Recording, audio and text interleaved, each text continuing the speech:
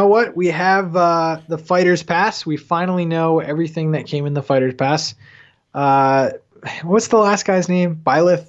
Yeah, Yeah, Byleth Byleth. Yep. from Fire Emblem Three Mm-hmm. Houses was the final guy.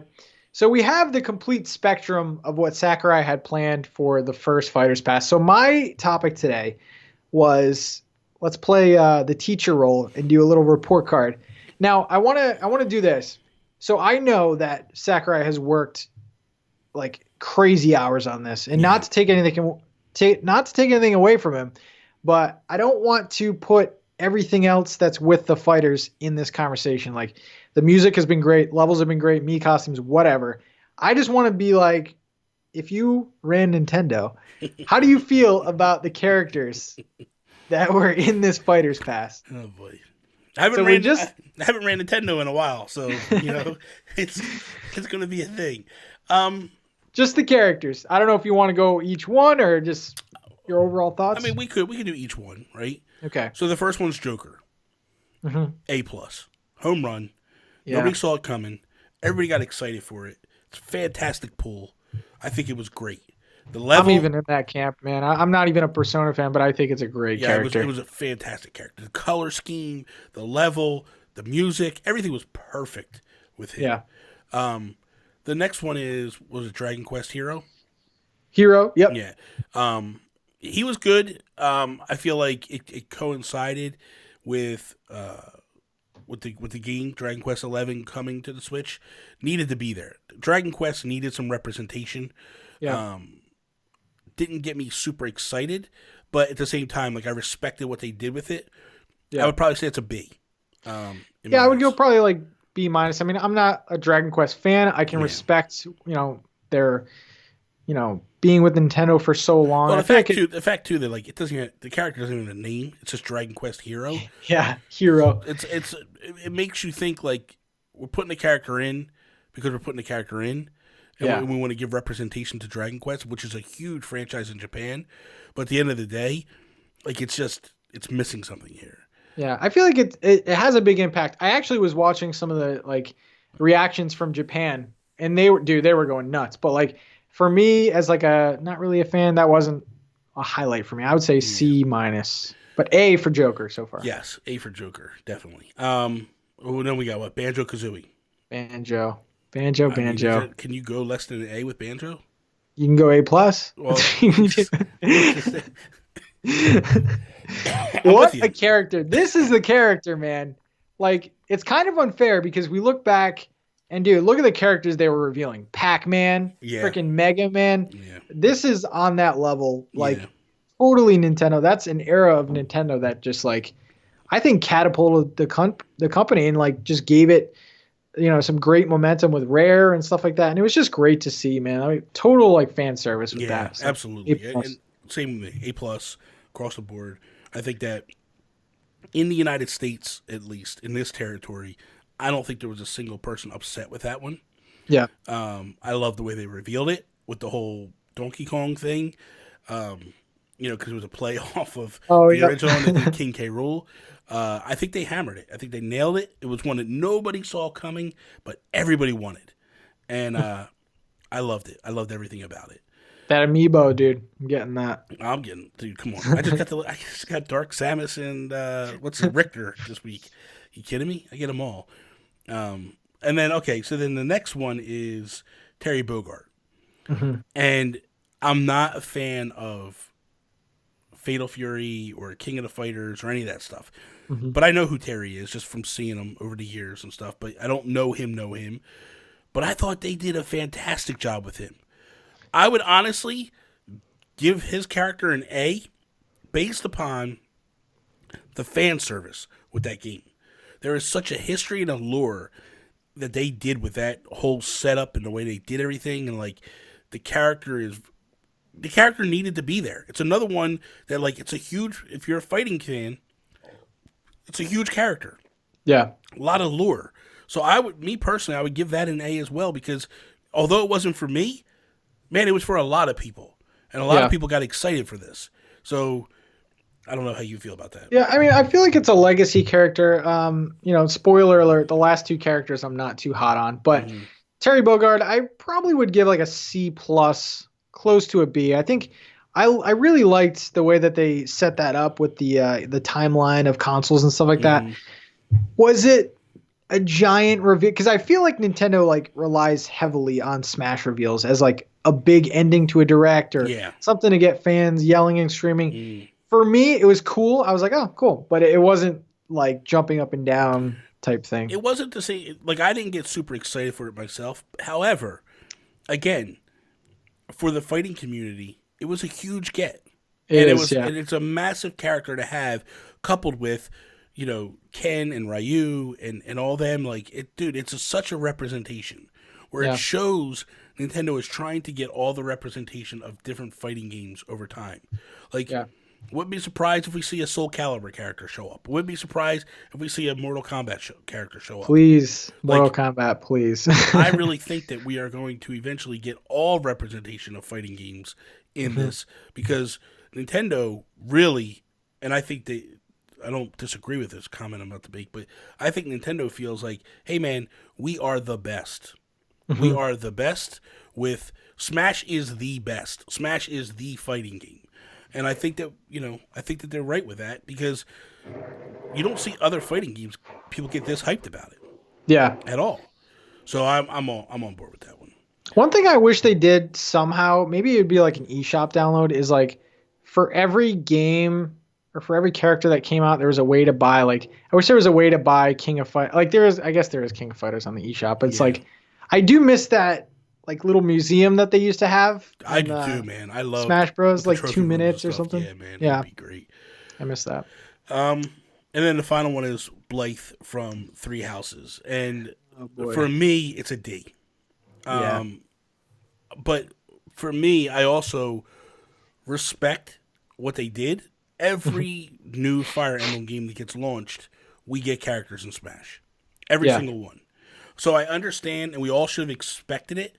I think nobody expected it to happen so soon. I think they expected it maybe the next pass. But I think what Nintendo was trying to do, I think this is a Nintendo call. I don't think this is a Sakurai call at all.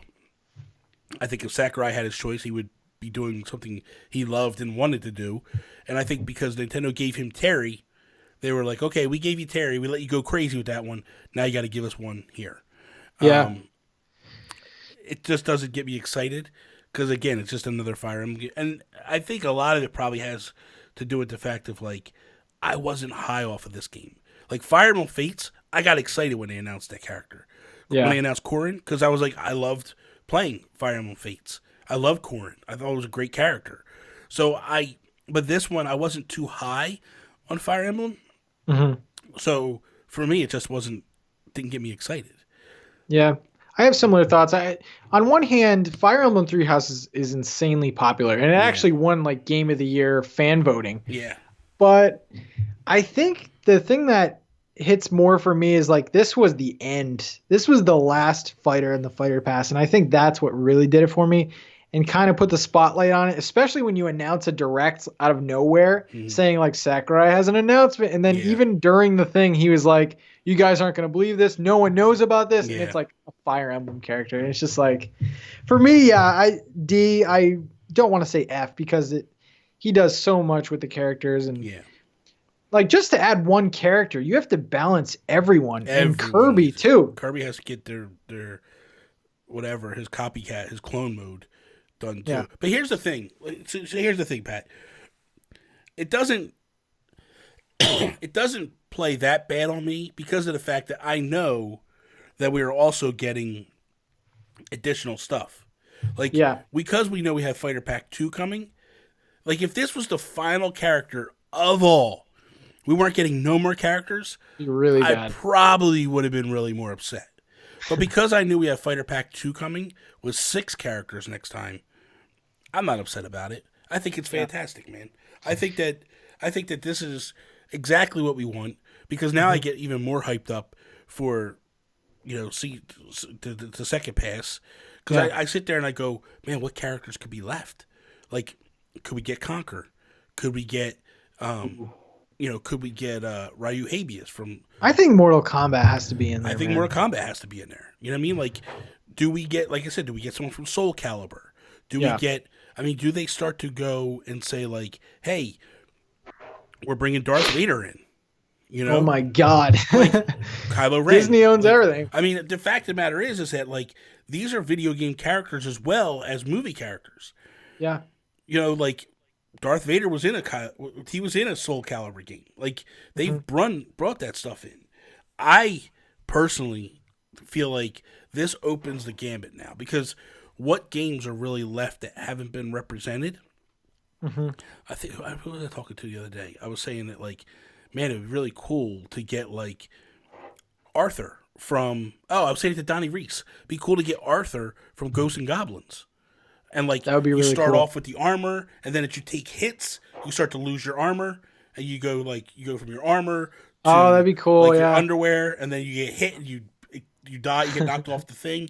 Like they could do so much stuff with that character. Like that's what I would love to see them do, is to go back to the NES and the Super Nintendo and go, what characters are huge mainstays that aren't represented? Ghosts and Goblins is one, and that's a huge game. Like you may not love the game, but like it has such lore with Nintendo. I was really surprised that Cuphead got in some form. Yeah, Because like that is a brand new relationship. And for that to just get in, that was kind of weird. I mean, I like seeing it. I feel like that kind of confirms like Nintendo's not on board with putting indies in yet. yeah.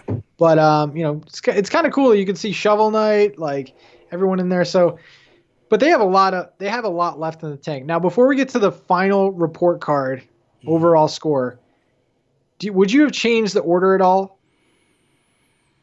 Because like Banjo came out at E3. Yeah, I probably would have switched a little bit. If it was me, I would have ended on Banjo. Okay.